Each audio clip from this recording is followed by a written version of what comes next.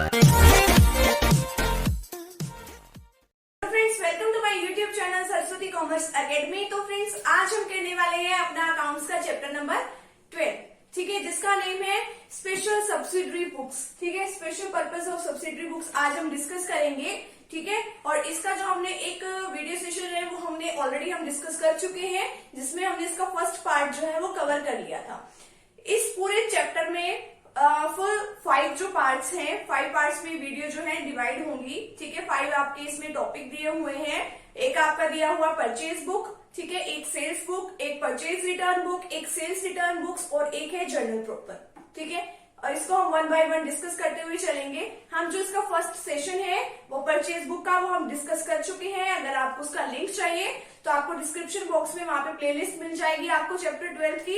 आप वहां से इजिली देख सकते हैं, समझ सकते हैं उसको। ठीक है, ये चैप्टर करने से पहले आपको जीएसटी का चैप्टर भी आना चाहिए, क्योंकि इसके अंदर जीएसटी के थोड़े से रूल्स हैं। ठीक है, अगर आपने अभी तक जीएसटी का चैप्टर भी नहीं किया है तो कोई बात नहीं, तो आप डिस्क्रिप्शन बॉक्स में जाइए, आपको वहां पे चैप्टर 10 जीएसटी का है वो चैप्टर, आपको वहां से इजीली समझ सकते हो, आपको वहां उसका लिंक मिल जाएगा प्लेलिस्ट का। ठीक है, अब देखते हैं आज का हमारा जो टॉपिक है वो है सेल्स बुक का। ठीक है, आज हम इसको डिस्कस करेंगे। तो फ्रेंड्स, अगर आप चैनल पे न्यू है तो चैनल को आप प्लीज सब्सक्राइब कर दीजिए। अब देखो सेल्स बुक क्या होती है, तो इससे पहले मैं आपको थोड़ा सा बता दूं कि 5 टाइप्स की इसमें जो मेन सब्सिडरी बुक्स होती है। फर्स्ट होती है हमारे पास परचेज बुक। ठीक है, परचेज बुक होती है अगर हम कोई क्रेडिट पे कोई भी सामान जो है परचेज करते हैं। परचेज कौन सा सामान कर रहे हैं हम, जिसमें हमारा बिजनेस जो है डीलिंग कर रहा है। डीलिंग का मतलब है ऐसे गुड्स होने चाहिए जिसको फर्दर हम आगे सेल कर रहे हैं। ठीक है, ऐसे गुड्स नहीं होने चाहिए जिसको हम फर्दर सेल नहीं कर रहे हैं, वो हमारे बिजनेस की एसेट्स मानी जाएंगी। मैंने आपको तब भी एक एग्जांपल दिया था कि अगर मान लो क्लॉथ का कोई बिजनेसमैन है, ठीक है, अगर वो क्लॉथ का बिजनेस कर रहा है तो क्लॉथ जो है वो उसके लिए क्या है, गुड्स मानी जाएगी। ठीक है, अगर वो क्लॉथ परचेज करेगा तो हम मानेंगे कि ये परचेजेस ऑफ गुड्स है। ठीक है, अगर मान लो वही बिजनेसमैन क्लॉथ का अगर वो अपने कस्टमर के भाई सिटिंग प्लान उसे अरेंज करने की, कस्टमर आएंगे यहाँ बैठेंगे, तो वो उसके लिए वो उसको सेल नहीं कर रहा है, वो उसके लिए असेट्स माने जाएंगे, वो हम वहां पे रिकॉर्ड नहीं करेंगे। इसी तरीके से हमारी नेक्स्ट अब सेल्स बुक आएगी। सेल्स बुक में क्या होगा, जितने भी हम क्रेडिट पे सेल करेंगे वो हम यहाँ पे रिकॉर्ड करेंगे, क्योंकि अगर हम कैश में सेल कर देते तो हम कैश बुक में रिकॉर्ड कर लेते हैं। कैश बुक हमारा 11 चैप्टर था जो हमने डिस्कस कर लिया है।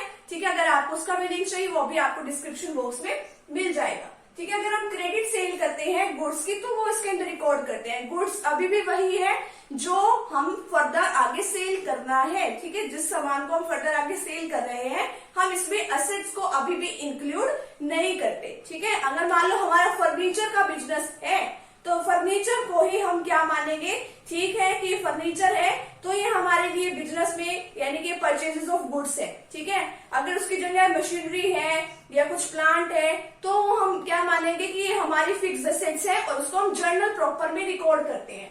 इसको हम सेल्स डे बुक भी कहते हैं। इसके अंदर हम क्रेडिट सेल ऑफ एसेट्स जो है, ठीक है, चाहे हम क्रेडिट पे उनको सेल करें, मैंने बताया कि गुड्स को हम इसके अंदर रिकॉर्ड करेंगे। जो भी हमारी एसेट्स होगी, ठीक है, चाहे वो कैश में हो या क्रेडिट में, हम उसको रिकॉर्ड नहीं करेंगे। ठीक है, और जो देखो इसके अंदर कहीं ना कहीं से हमें रिकॉर्ड करना होता है, recorded on the basis of sales basis. अब देखो इसमें क्या होता है कि क्रेडिट पे हम क्या करते हैं, किसी को सामान देते हैं तो जो हमारा सप्लायर है वो कस्टमर को क्या बना के देता है, एक बिल बना के देता है कि ये पकड़ो अपना बिल, या एक इनवॉइस नंबर बना के देता है। ठीक है, तो उसके बेसिस पे वो क्या करता है, वो अपने बुक्स में रिकॉर्डिंग कर लेता है। ठीक है, अब देखो वो रिकॉर्डिंग किस तरीके से करेगा, उसकी 2 कॉपी वो बनाएगा। ठीक है, 2 कॉपीज। ठीक है, डुप्लीकेट कॉपी तो अपने पास रख लेगा और जो ओरिजिनल कॉपी है वो किसको भेज देगा, कस्टमर को। आपस में वो रिकॉर्डिंग कर लेते हैं अपनी अपनी बुक्स में जहां जिसको करनी है। ठीक है, अब देखिए इसका पहले तो फॉर्मेट देख लीजिए सेल्स का। ठीक है, ये फॉर्मेट है ये सेल्स बुक का। सबसे पहले हम डेट बनाते हैं, डेट, पर्टिकुलर्स में हम लिखते हैं कस्टमर का नेम, लिख देते हैं कि उसने क्या खरीदा है। ठीक है, कितनी क्वांटिटी में खरीदा है, कितना उसका प्राइस है, कितने, देखो उसके ऊपर ट्रेड डिस्काउंट कितनी लेस है। अब देखो जो भी कोई सामान खरीदते हैं तो उसके ऊपर क्या लगती है, ट्रेड डिस्काउंट लगती है। डिस्काउंट को हम हमेशा लेस करेंगे। ठीक है, और देखो कोई भी सामान है उसके ऊपर जीएसटी लगेगा ही लगेगा। ठीक है, तो जो ट्रेड डिस्काउंट लेस करने के बाद जो अमाउंट आती है उसके ऊपर हम जीएसटी लगाते हैं। जीएसटी को हम हमेशा ऐड करते हैं। ठीक है, अब नेक्स्ट है इनवॉइस नंबर। इनवॉइस नंबर भी मैंने आपको बता दिया कि क्या होता है, कस्टमर के लिए जो सेलर है वो बना के देता है ये, ठीक है, उसके बेसिस पे रिकॉर्डिंग करते हैं। नेक्स्ट है एलएफ। एलएफ को मतलब है लेजर फोलियो, ठीक है। फिर डिटेल्स की कौन सा सामान कितने का आपको मिला है, इफ 150 चेयर्स कितने की मिली है आपको, 36 टेबल्स कितने की मिली है, फिर ट्रेड डिस्काउंट लेस कर दिया अलग से, फिर सीजीएसटी एसजीएसटी ऐड कर दिया, ठीक है।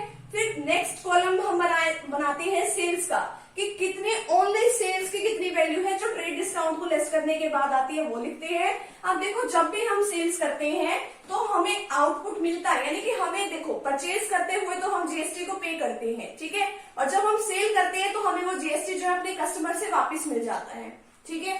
तो उसमें हम लिखते हैं output CGST, output SGST and output IGST.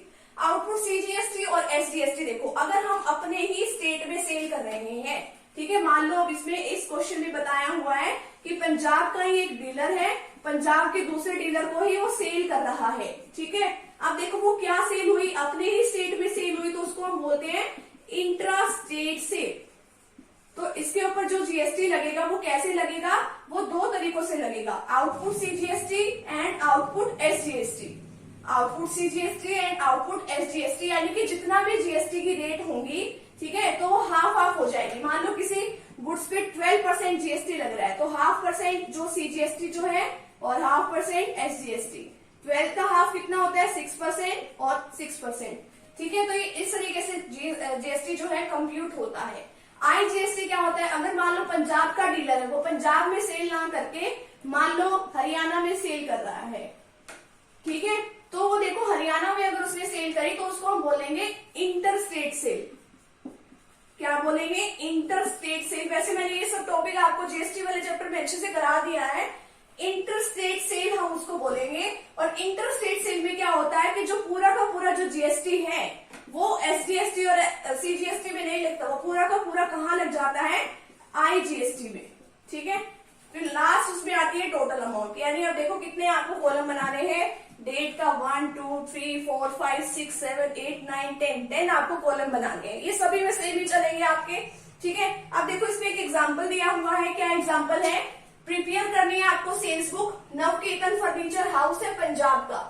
इसके ऊपर देखो सीजीएसटी 6%, एसजीएसटी 6% दे रखा है।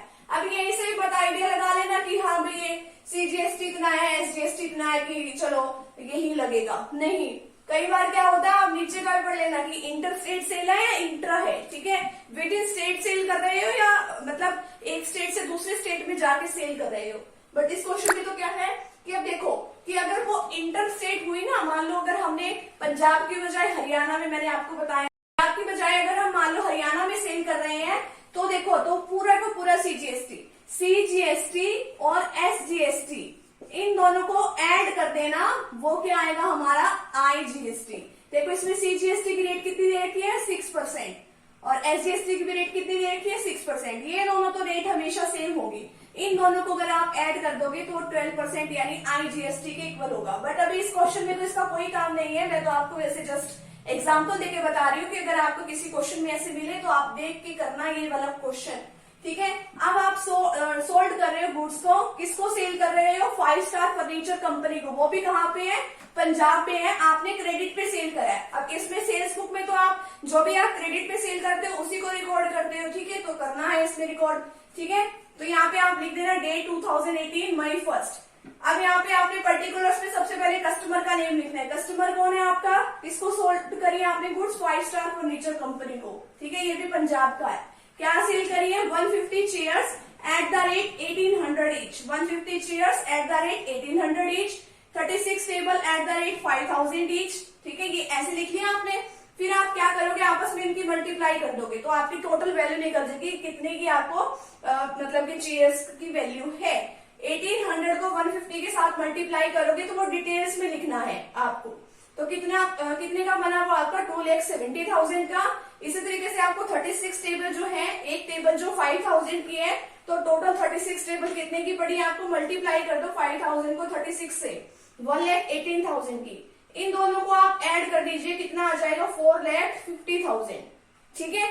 अब देखो ये वैल्यू आपकी यहाँ पे आ गई। फिर उसके बाद मैंने आपको बताया कि सबसे पहले आप ट्रेड डिस्काउंट को लेस करोगे। ट्रेड डिस्काउंट इस क्वेश्चन में दे रखा है 20%।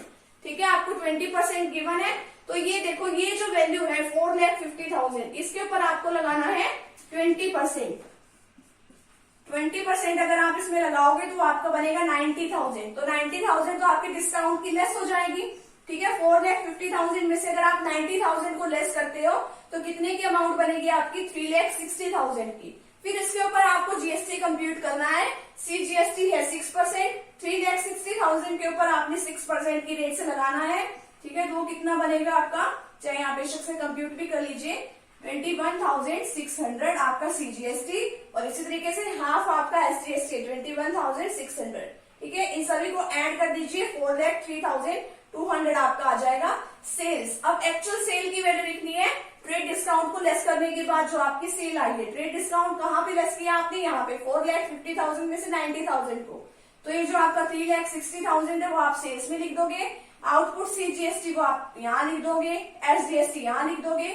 आईजीएसटी का भी आपने कुछ नहीं किया तो उसको खाली छोड़ दो। टोटल अमाउंट कितनी बनी है? ये लास्ट वाली जो है वो आप यहाँ लिख देना 4,03,200। ठीक है, तो जो आज का जो हमारा टॉपिक है वो हमारा यहीं पे कंप्लीट होता है। नेक्स्ट वीडियो सेशन में हम डिस्कस करने वाले हैं परचेज रिटर्न बुक के ऊपर। ठीक है, उसको भी हम विद एग्जांपल इसी तरीके से डिस्कस करेंगे। तो मिलते हैं फ्रेंड्स नेक्स्ट टॉपिक के साथ एंड नेक्स्ट वीडियो के साथ। Thank you very much.